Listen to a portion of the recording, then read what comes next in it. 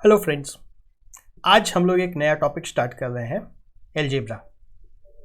जैसा कि सबको पता है, बहुत इम्पॉर्टेंट है, बहुत ज़्यादा इम्पॉर्टेंट है ये टॉपिक तो। और इसकी ज़रूरत हर एक एग्जाम में पड़ती है। और एलजेब्रा की खास बात यह है कि बिना एलजेब्रा के न तो अर्थमेटिक के क्वेश्चन बन पाएंगे, न ट्रिग्नोमेट्री के क्वेश्चन बन पाएंगे, न ही ज्योमेट्री में मेंसुरेशन वगैरह के क्वेश्चन बन पाएंगे। तो एलजेब्रा जब तक स्ट्रांग नहीं होगी तो ओवरऑल मैथ बहुत कॉम्प्लिकेटेड लगता है। मतलब ये एलजेब्रा मैथ्स के बेसिक का वह टॉपिक है जो अकेला एक टॉपिक अगर कमज़ोर हो गया तो पूरी की पूरी मैथ्स कमज़ोर होती है। और यह टॉपिक अगर ठीक से सीख गए, इसके ऊपर कॉन्फिडेंस अगर आ गया, तो पूरी मैथ्स आसान हो जाती है। मतलब मैथ के एकदम बेसिक में है, चाहे एलजेब्रा का सिंपल सा टॉपिक ले लो, प्रॉफिट एंड लॉस या रेशियो ले लो, उसमें भी एलजेब्रा के लगा हुआ आता है। जो क्वेश्चंस एग्जाम में आएंगे, भले ही प्रॉफिट एंड लॉस पे बहुत कॉन्फिडेंस आ जाए, लेकिन जब तक एलजेब्रा स्ट्रांग नहीं होगा उसके भी क्वेश्चन नहीं बन पाएंगे। तो चाहे आप कोई भी एग्जाम दे रहे हो, ग्रुप डी का हो, आरआरबी का हो, एसएससी का हो, सीजीएल हो या कोई एग्जाम और हो, एलजेब्रा तो लगना ही लगना है। अच्छी बात है कि ये बहुत बेसिक से मैं स्टार्ट कर रहा हूँ, एकदम जीरो लेवल से। जिनको नहीं आता है, कुछ नहीं सीखा आज तक एलजेब्रा के बारे में, एलजेब्रा से डर लगता है, वो भी देखें। और जिनको ओवरऑल मैथ से डर लगता है वो बहुत ध्यान से देखें। अगर इस टॉपिक पे कमांड आ गया तो फिर पूरी की पूरी मैथ्स पे कमांड आ जाएगा, सीख सकते हो। अगर यह टॉपिक कमजोर रह गया तो बाकी हर जगह क्वेश्चन देख के सर खुजलाना पड़ जाएगा। बात समझ में आ रही है मेरी? बहुत अच्छे से सीखना है इसको। तो सबसे पहले तो टॉपिक स्टार्ट करने के पहले हमें जान लेना चाहिए कि एलजेब्रा होता क्या है। एलजेब्रा वह होता है जिसमें हम लोग वेरिएबल के बारे में बात करते हैं। वेरिएबल मैंने जैसे x plus y is equal to 7 कोई इक्वेशन दिया हुआ है तो ये एलजेब्रा में होगा, है ना।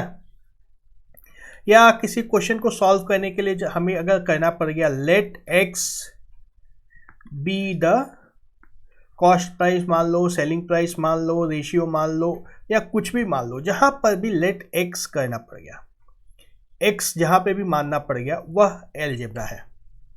अब ये एज्यूम करने वाली बात तो ज्योमेट्री में भी आ सकती है ना। ज्योमेट्री में कोई सिखाएगा नहीं, सीखना यहीं पे पड़ेगा। अर्थमेटिक में भी आ सकती है। ट्रिग्नोमेट्री तो पूरा का पूरा एलजेब्रा ही है।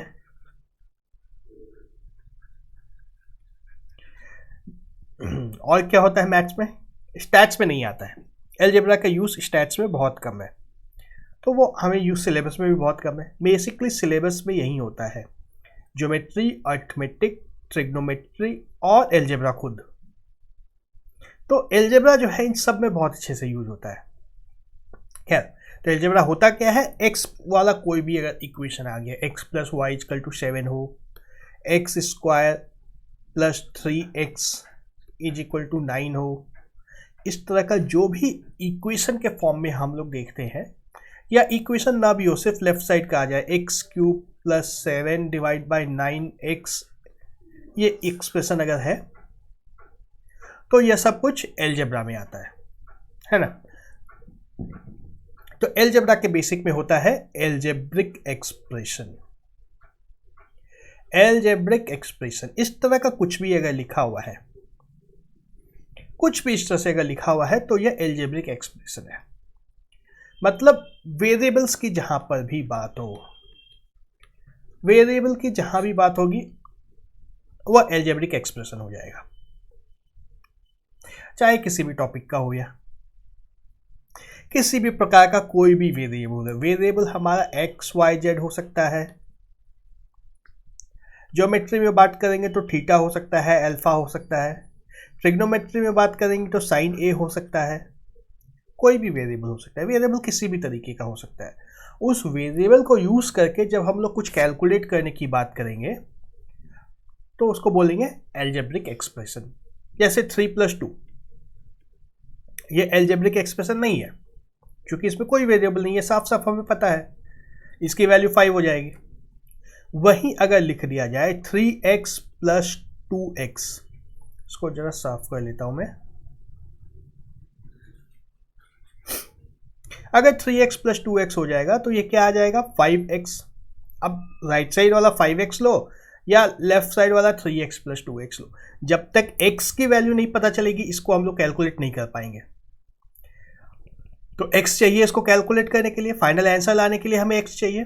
बहुत जगह हो सकता है कि हमें x डाल के आंसर नहीं लाना है, लेकिन अगर हमें नंबर में इसकी आंसर लाना है तो हमें x की वैल्यू चाहिए। तो यह एल्जेब्रिक एक्सप्रेशन हो गया, है ना। अगर लिख दूं मैं 3x square plus 7x is equal to y square, तो अब इसको सॉल्व करने के लिए फिर से हमें x और y दोनों चाहिए, या x पता हो तो y की वैल्यू निकल जाएगी, जिस तरह से भी इसको बोलो। x और y दोनों यहां पे यूज हो गए, तो यह है algebraic expression.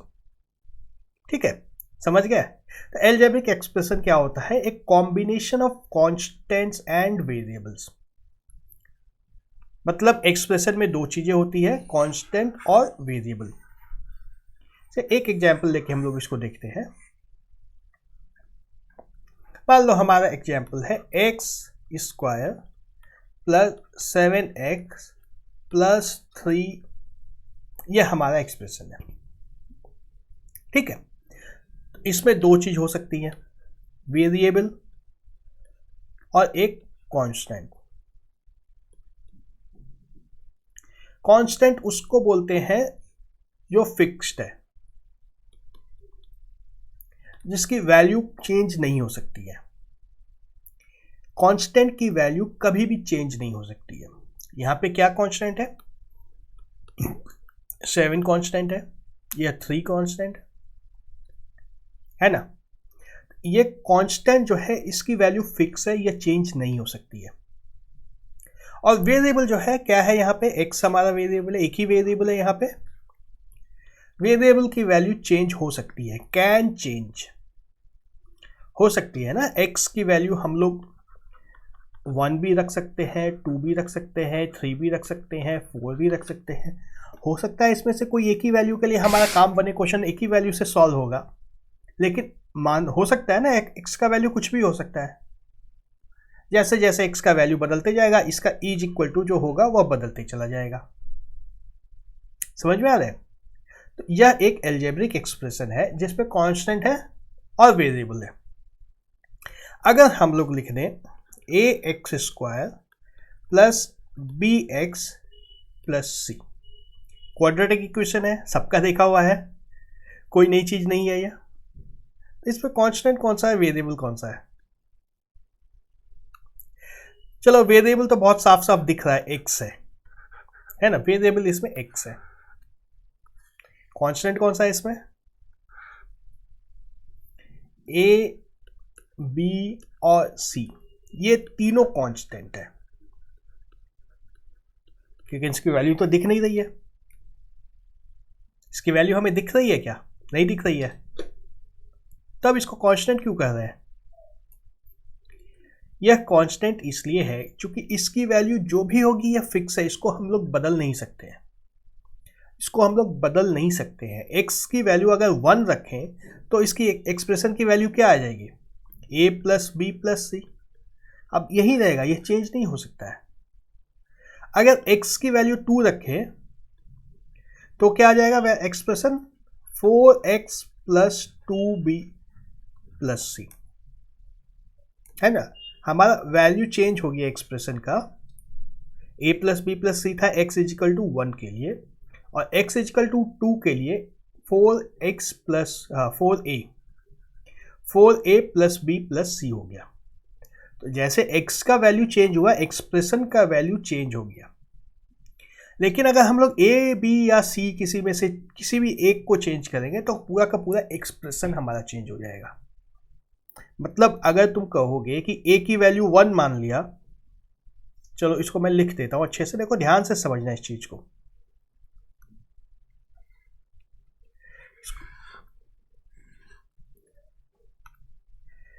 If a is equal to 1 तो हमारा एक्सप्रेशन क्या होगा, X square plus B X plus C. बाकी b और c को रहने दो, सिर्फ a को भी हम लोग रखते हैं।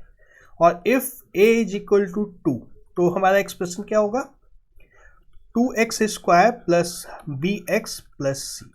ये दोनों डिफरेंट एक्सप्रेशन है, दोनों एक्सप्रेशन अलग अलग है ना। अगर हमने कांस्टेंट को बदल दिया, a को बदल दिया, a की वैल्यू यहाँ पे 1 रख दी, यहाँ पे 2 रख दी, तो ये दो अलग अलग एक्सप्रेशन आ गया। एक्सप्रेशन सेम नहीं है, a की वैल्यू बदल सकती है, बिल्कुल बदल सकती है, लेकिन a जैसे ही चेंज होगा, कांस्टेंट जैसे ही चेंज होगा, एक्सप्रेशन ही हमारा बदल गया। ये दोनों सेम नहीं है ना, ये दोनों सेम नहीं है, दोनों अलग अलग हैं। लेकिन x की वैल्यू अगर हम लोग चेंज करेंगे, x की वैल्यू को अगर चेंज करते हैं तो हमारी वैल्यू चेंज हो जाएगी, लेकिन एक्सप्रेशन वही रहेगा। इसी एक्सप्रेशन की वैल्यू अलग अलग आएगी। x की अलग अलग वैल्यूज के लिए अलग अलग वैल्यूज है। x की वैल्यू 1 रखेंगे तो हमारा वैल्यू क्या आता है a plus b plus c. ये इसी एक्सप्रेशन की वैल्यू आई है। If x is equal to 2 तो वैल्यू क्या हो जाएगा 4a प्लस 2b प्लस सी, है ना। ये जो दोनों वैल्यूज आई है, ये इसी एक्सप्रेशन की दो वैल्यूज आई हैं। x की वैल्यू जैसे जैसे चेंज की है हमने, वैल्यू चेंज हो गई। लेकिन अगर हमने a को चेंज कर दिया तो हमारा एक्सप्रेशन बदल गया। बात समझ में आ रहे हो? कांस्टेंट जब तक फिक्स है तभी तक एक्सप्रेशन फिक्स है। जैसे ही एक्सप्रेशन में कांस्टेंट बदल गया, एक्सप्रेशन पूरा का पूरा बदल गया। तो एक एग्जांपल देखें इसमें हम लोग।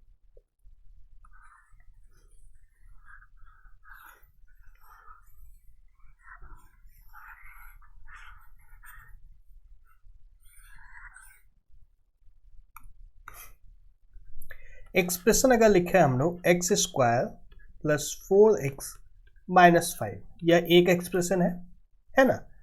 If x is equal to 0, expression की वैल्यू क्या आ जाएगी -5। और दूसरा एक्सप्रेशन लिखते हैं x² प्लस 3x माइनस 5, और इसमें अगर x इज इक्वल टू 0 डालते हैं तो हमारी वैल्यू क्या आएगी, तो भी वैल्यू -5 आएगी। तो वैल्यू हमारी सेम आ सकती है, लेकिन ये दोनों एक्सप्रेशन अलग अलग है। ये दोनों एक्सप्रेशन सेम नहीं है, दोनों में हमारा कांस्टेंट बदल गया। ये 4 की जगह 3 आ गया, एक कांस्टेंट बदल गया, एक्सप्रेशन हमारा बदल गया। लेकिन अगर हम लोग वेरिएबल को बदल दें, इसके जगह y² प्लस 4y माइनस 5 रख दें, तो ये एक्सप्रेशन और ये एक्सप्रेशन देखो, इसमें वेरिएबल बदला है। वेरिएबल तो जरूर बदल गया है इन दोनों में, लेकिन हमारे सारे कांस्टेंट सेम है। तो ये दोनों एक्सप्रेशन एक ही है, दोनों एक हैं, क्योंकि इसमें क्या फ़र्क है, सिर्फ और सिर्फ वेरिएबल का फ़र्क है। वेरिएबल उसी को बोलते हैं जिसको बदलने से एक्सप्रेशन नहीं बदलेगा। वेरिएबल को बदलने से एक्सप्रेशन को बदला हुआ नहीं माना जाता है, कांस्टेंट को बदलने से एक्सप्रेशन बदल जाता है। तो वेरिएबल और कांस्टेंट में फ़र्क करना बहुत ज़रूरी है। कौन सा वेरिएबल है, कौन सा कांस्टेंट है। वेरिएबल अगर बदल जाता है तो कोई फ़र्क नहीं पड़ता है, एक्सप्रेशन वहीं रहेगा, वैल्यू चाहे बदल जाए। लेकिन अगर कांस्टेंट बदल गया, अगर कांस्टेंट बदल गया, जैसे इन दोनों में बदला है मैंने, तो वैल्यू अगर सेम है, वैल्यू दोनों की सेम आ रही है अब, लेकिन तब भी एक्सप्रेशन तो हमारा बदल गया है। तो दो चीज़ है हमारे पास, अब तीन चीज़ हो गई। जैसे एक तो एक्सप्रेशन है, और एक्सप्रेशन के अंदर दो चीज़ होती है, वेरिएबल और दूसरी चीज़ होती है कांस्टेंट। वेरिएबल जो बदल सकता है, कांस्टेंट जो नहीं बदल सकता है। अगर बदल गया तो बोलेंगे हमारा एक्सप्रेशन ही बदल गया है। ठीक है, चलो कुछ और देखते हैं इसके बारे में, तब और क्लियर होगा ये। Terms of an algebraic expression. Several parts of an algebraic expression separated by plus or minus are called terms of an algebraic expression. ठीक है, जैसे हमने कौन से एक्सप्रेशन की बात की, ax² plus bx plus c। इसमें तीन टर्म है, एक यह और एक यह। ठीक है, हर एक टर्म में या तो सिर्फ वेरिएबल हो सकता है या सिर्फ एक्स कांस्टेंट हो सकता है, या वेरिएबल और कांस्टेंट दोनों हो सकता है। अगर मैं लिख दूँ xy plus y² plus 3x minus 7, इसमें कितने टर्म्स है, 4 टर्म्स है ना। और हर एक टर्म में वेरिएबल हो सकता है और कांस्टेंट हो सकता है, या दोनों में से कोई एक भी हो सकता है। यहाँ पे 2 वेरिएबल हो गए हैं, यहाँ पे एक ही वेरिएबल है लेकिन उसका स्क्वायर है, यहाँ पे एक वेरिएबल है एक कांस्टेंट है, और यहाँ पे सिर्फ और सिर्फ कांस्टेंट है। तो एक्सप्रेशन के एक एक टर्म में वेरिएबल और कांस्टेंट दोनों आ सकते हैं, और एक से ज़्यादा टर्म्स जो होते हैं वो प्लस या माइनस से अलग किए जाते हैं। जैसे अगर हमने x + 2 × 3 इस तरह से लिख दिया, तो इसके टर्म्स निकालने के लिए पहले हमें मल्टीप्लाई करना होगा, 3x + 6 इसको लिखना होगा। अब इसमें 2 टर्म्स हुए, ठीक है। ज़्यादा कॉम्प्लेक्स एक्सप्रेशन में टर्म्स खोजने की जरूरत नहीं है, अभी ज़्यादा दिमाग नहीं लगाना है इसमें, सिंपल रखना है। अभी आगे हम लोग जैसे जैसे चलेंगे कॉम्प्लेक्सिटी बढ़ती चली जाएगी, अभी आसान आसान रखना है। इसी तरह का एक्सप्रेशन लेना है, और कोई हाई फंडा एक्सप्रेशन खोजने की जरूरत नहीं है। बहुत तरह के एल्जेब्रिक एक्सप्रेशन हो सकते हैं, बहुत कुछ हो सकता है इसमें, वो सब कुछ नहीं जानना है। हम लोग लिमिट रहेंगे सिलेबस के अंदर, सिलेबस में इतना ही है, ठीक है। कुछ और आगे चलते हैं।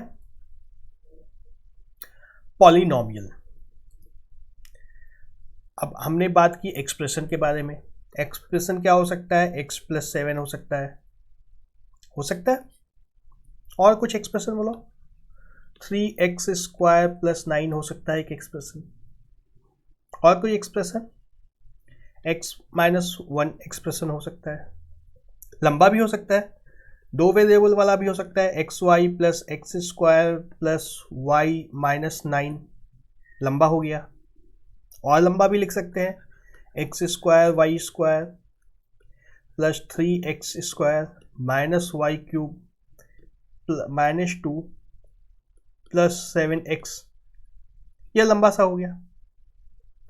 कुछ भी हो सकता है एक्सप्रेशन तो, लेकिन अगर मैंने बहुत छोटा एक्सप्रेशन लिख दिया, 3x लिख दिया, तो यह एक्सप्रेशन होगा या नहीं? बिल्कुल होगा। इसमें एक टर्म तो है ना, इसमें एक टर्म है, तो यह भी एक्सप्रेशन है, यह भी एक्सप्रेशन है, यह भी है, यह भी है। तो एक्सप्रेशन छोटा भी हो सकता है, बड़ा भी हो सकता है। कितना भी बड़ा चाहो लिख सकते हो, जितना लंबा चाहे लिखते जा सकते हो। तो पॉलिनोमियल एल्जेब्रिक एक्सप्रेशन का ही एक दूसरा नाम है, एल्जेब्रिक एक्सप्रेशन का ही दूसरा नाम है। सो पॉली मतलब क्या होता है? पॉली मतलब होता है मेनी, बहुत। तो जिस एक्सप्रेशन में एक से ज्यादा टर्म्स हो, बहुत सारे टर्म्स हो, उसको बोलते हैं पॉलिनोमियल, है ना। जिस एक्सप्रेशन में एक से ज्यादा टर्म्स हो उसको बोलते हैं पॉलिनोमियल। जैसे यह एक पॉलिनोमियल है, यह भी पॉलिनोमियल है, यह भी पॉलिनोमियल है, यह भी है, यह भी है। ये नहीं है, ये छोटा सा है, सिर्फ एक टर्म का है। जिसमें एक टर्म है वह पॉलिनोमियल नहीं है, जिसमें एक से ज्यादा टर्म्स हो गया वह पॉलिनोमियल हो गया। तो ज्यादातर बातें हम लोग पॉलिनोमियल की ही करेंगे। ये जो पॉलिनोमियल नहीं है, इसका भी एक नाम होता है मोनोमियल। खैर, इसके बारे में हम लोग को कुछ बात नहीं करनी, ज़्यादा इस सिलेबस में नहीं है, तो मतलब इसमें कुछ होता नहीं है, बहुत सिंपल होता है ये। कुछ अगर करना है, कुछ प्रॉब्लम होगा तब तो सॉल्व करेंगे ना, इसमें तो कोई प्रॉब्लम ही नहीं है, तो हम लोग प्रॉब्लम सॉल्व करने की बात कर रहे हैं। पॉलिनोमियल में प्रॉब्लम्स आते हैं। पॉलिनोमियल मतलब मेनी। अलजेब्रा में जो भी लिखता है इस तरह का एक्सप्रेशन, जो 3x है या सिर्फ xy लिख दूँ अगर मैं, बहुत सिंपल होगा ये सबको पॉलिनोमियल में या अलजेब्रा में डील करने की जरूरत नहीं पड़ती, मतलब ये ऑटोमेटिक हो जाता है। इसके बारे में पढ़ना, अलग से पढ़ने की कोई जरूरत नहीं होती है, ठीक है। तो पॉलिनोमियल मतलब मेनी, बहुत ज्यादा टर्म्स है। अब x + 7 = 0 अगर बोलोगे तो ये पॉलिनोमियल नहीं है, अब ये इक्वेशन हो गया, ठीक है। पॉलिनोमियल और एक्सप्रेशन में डिफरेंस,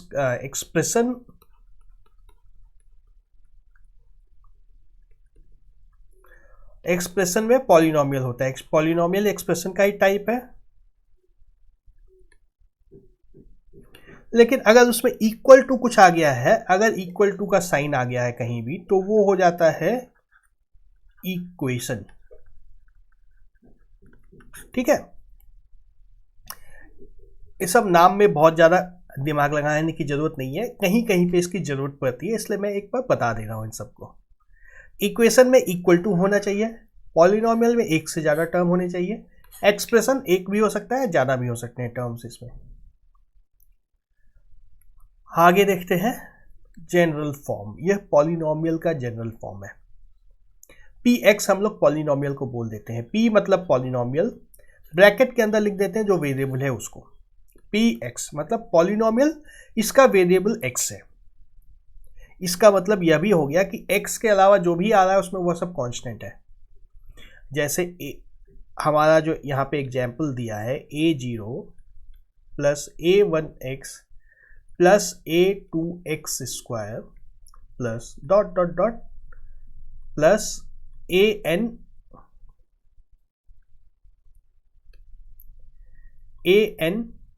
xn।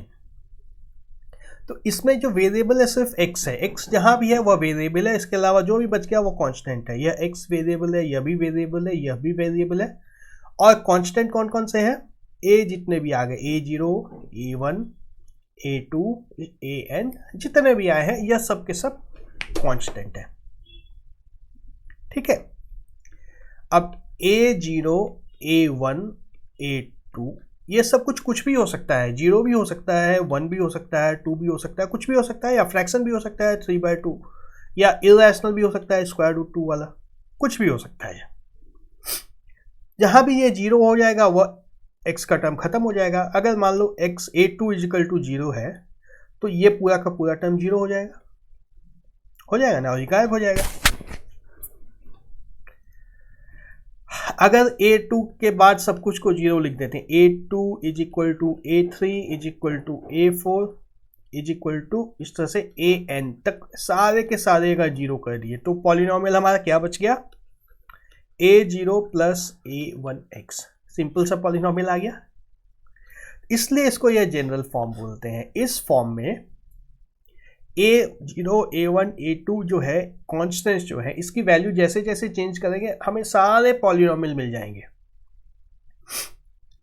दो टर्म वाले पॉलिनोमियल जितने भी हो सकते हैं सब इस फॉर्म में आ जाएंगे ना। a0 की वैल्यू अगर 1 + x लिख सकते हैं, 1 + 2x लिख सकते हैं, 2 + 3x लिख सकते हैं, 3 - 4x लिख सकते हैं। ये सारे के सारे पॉलिनोमियल को इस फॉर्म में हम लोग रिप्रेजेंट कर सकते हैं। सिंपल सा एक में आ गया ना, इतने सारे डिफरेंट जितने भी लिख लो इस तरह के पॉलिनोमियल सारे के सारे हम लोग इससे रिप्रेजेंट कर सकते हैं, छोटे से फॉर्म से कर सकते हैं, बिल्कुल कर सकते हैं। उसी तरह से अगर 3 टर्म का ले लें, a2 तक 0 नहीं है, a2 के बाद सारे 0 है, मतलब इसका मतलब यह है कि हमारे पॉलिनोमियल में सिर्फ x² तक टर्म है, x² से ऊपर जितने भी हैं उन सबको 0 कर दिया गया। तो क्या बचेगा? a0 plus a1x plus a2x²। इसके बाद वाले सब टर्म्स 0 हो गए। तब इसमें क्वाड्रेटिक पॉलिनोमियल जितने भी हो सकते हैं सारे आ गए इसमें, a1 a2 a1 और a0, इन तीनों की वैल्यूज को चेंज करते जाओ, जितने भी क्वाड्रेटिक पॉलिनोमियल हो सकते हैं सारे के सारे इससे एक ही एक्सप्रेशन से रिप्रेजेंट कर दिया हमने। इस छोटे से एक्सप्रेशन से सब कुछ रिप्रेजेंट कर दिया। इसके बाहर तो कुछ भी नहीं बचा, क्वाड्रेटिक में कुछ बचा?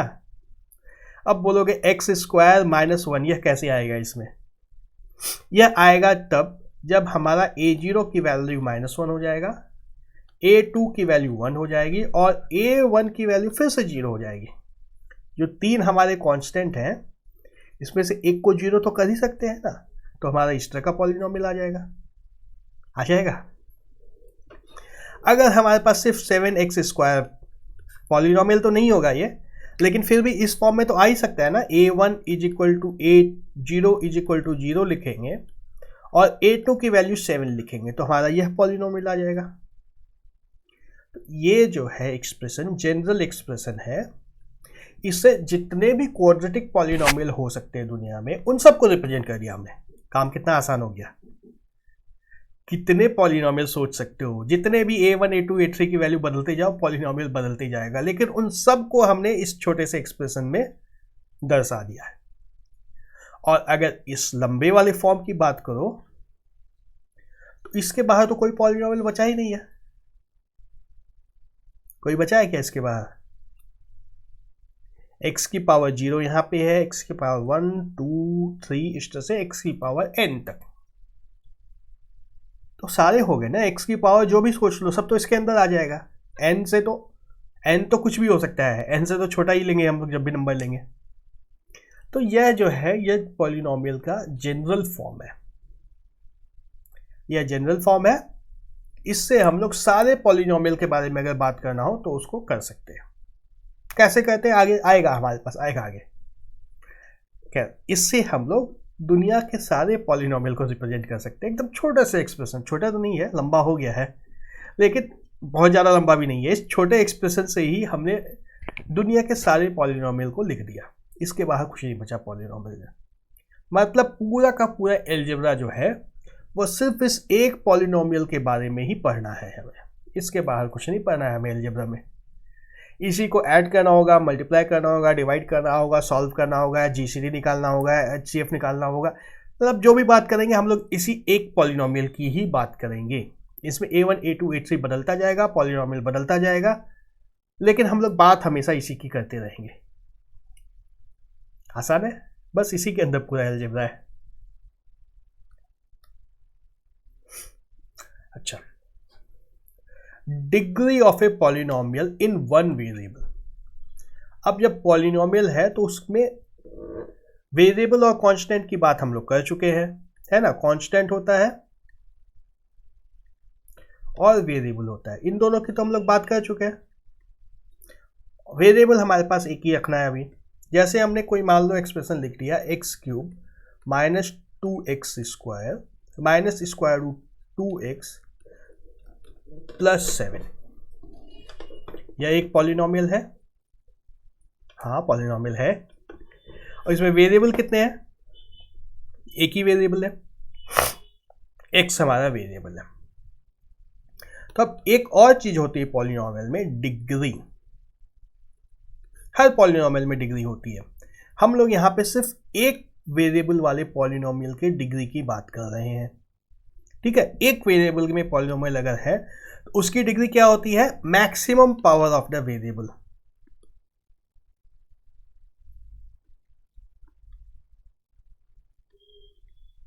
हमारा जो वेरिएबल है उसका सबसे ज्यादा पावर जो आया है इसमें सबसे बड़ा पावर क्या है?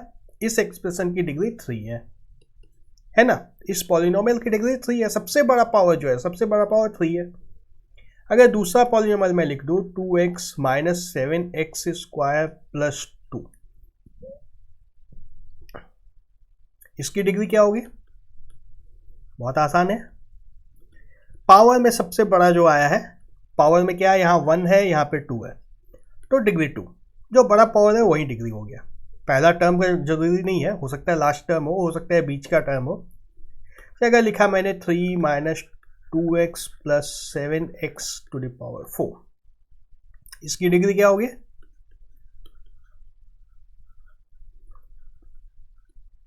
4। सबसे बड़ा पावर 4 है यहाँ, है ना। x नहीं कोई और वेरिएबल हो तब भी डिग्री निकाल सकते हैं। अगर हमारा पॉलिनोमियल है ay plus alpha Z square, एक ही वेरिएबल होगा,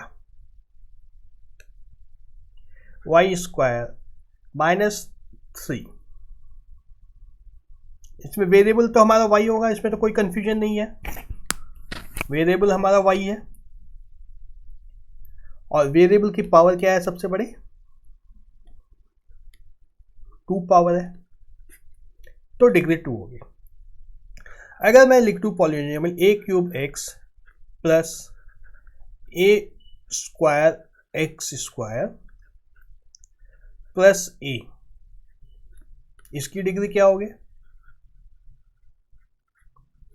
यह a कांस्टेंट है, दिख रहा है ना, कांस्टेंट है, ये a कांस्टेंट है, हमारा वेरिएबल हमारा x है। एक्स की पावर चाहिए हमें, एक्स की मैक्सिमम पावर है 2 तो डिग्री 2। बहुत आसान है, डिग्री निकालने से आसान तो कुछ हो ही नहीं सकता है। तो डिग्री निकालने से क्या फायदा हुआ, डिग्री निकालने से हमें सॉल्व करना जब सीखेंगे तब हमें जरूरत पड़ेगी। अगर लीनियर है, अगर डिग्री 1 है, अच्छा तो डिग्री अगर 1 है तो उसको बोलते हैं हम लोग लीनियर पॉलिनोमियल। लीनियर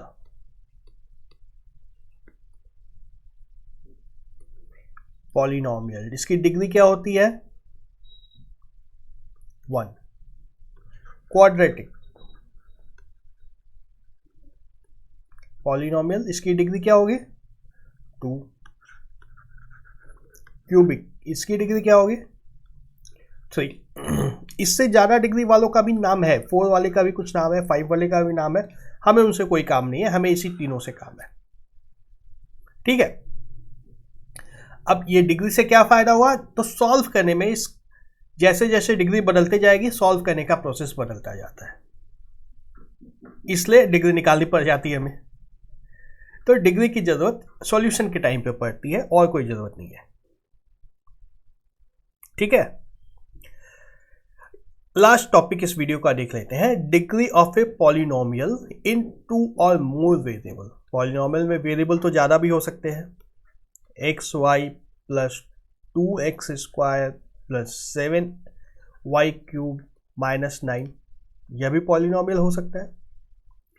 इस तरह के वेरिएबल में हर एक टर्म में जो भी वेरिएबल्स हैं उन दोनों की डिग्री को ऐड करना है, 2 है 3 है जितने भी है, तो इसकी डिग्री क्या होगी 1 + 1 = 2।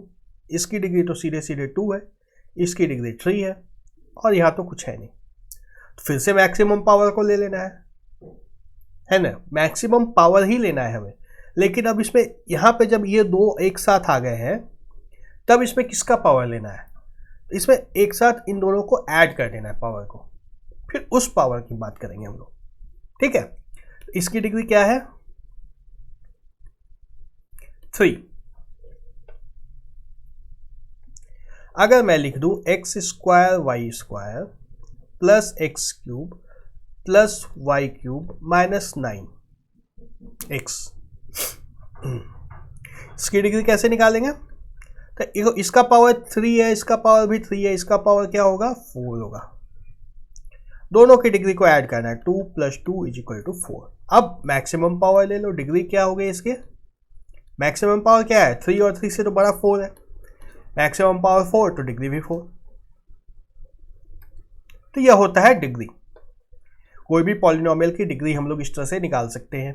डिग्री निकालने से क्या होता है, सॉल्व करने के प्रोसेस उस तरह से चेंज होते जाएगा। हर डिग्री अगर 1 है तो उसको सॉल्व करने का एक तरीका है, डिग्री अगर 2 है तो उसको सॉल्व करने का दूसरा तरीका है, डिग्री अगर 3 है तो कुछ और तरीका है ना।